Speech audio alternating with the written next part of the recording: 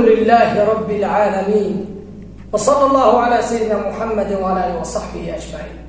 قال لي مسلمان أنبياء آياتي سرد السكن معني ويبيج التفسير ويبيج قال تعالى تشبيج دبي يوم تجد كل نفس ما عملت من خير محضرا وما عملت من سوء تود لو أن بينها وبينه أمدا بعيدا ويحذركم الله نفسه والله رؤوف بالعباد. يوم تجد كل نفس ما عملت من خير محضرا. قال تعالى قيامة يجي ويجرب الإنسان عملي حقش يتوبوا هذا لي قيامته عملي خل بيشي خونيا ظالم وتشكر تشناك دفتري ويدا الخص دبي قاسكار نارنديت الدنيا المباين مفا نارنديان نكرا مفا خرابيان نكرا بينها وبينه أمدا بعيدا. قاسكار الدنيا المباين مفا رنديان قشلك عمين فيري خرابا نمشيما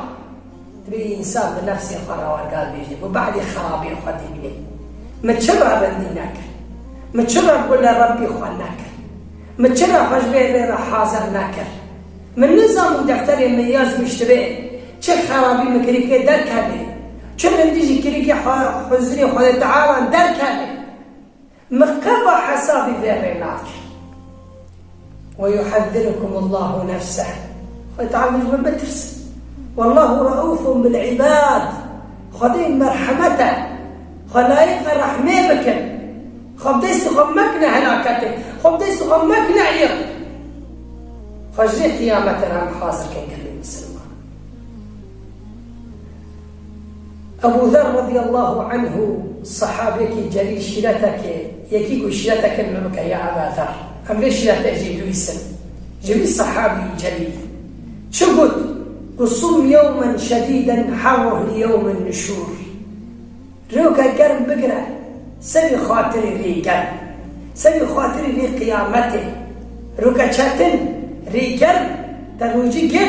بوي خود تعالى شو قازة شاتمو صانوا بيجي قيامة رازي شاتر راد قرمه وصلي ركعتين في سواد الليل لظلمة القبور تركعتان الشافي رشا بك سبي خاطري وشافي رشا بتتكيتيك هبي سبي خاطري وشافي رشا بعنكتيك هبي تقبريك هبي تشتكتنا إلا عمل الصالح مراتيك هبي قال لي مسلمان ليس سير أبا ذر وكلمة خير تقولها كلمات خش كلمات خش زمانك خش بإنسانك رابيجي دلي كاسي مشكل وكلمين خش ما بيشا وعملا حاضر بك بيتشي خوا حزري خوا تعالى فلكان لك يعني شي عملي صالح جسمه قد يا أم حاضر بك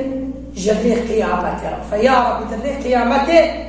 ما فديكار در نخي عملي ما يجيش ما قبل بكي ولو عملي ما انه تنا لايقه عظمتي يا رب اسمح لي تجربي ترى يا رب العالمين. وصلى الله على سيدنا محمد وعلى اله وصحبه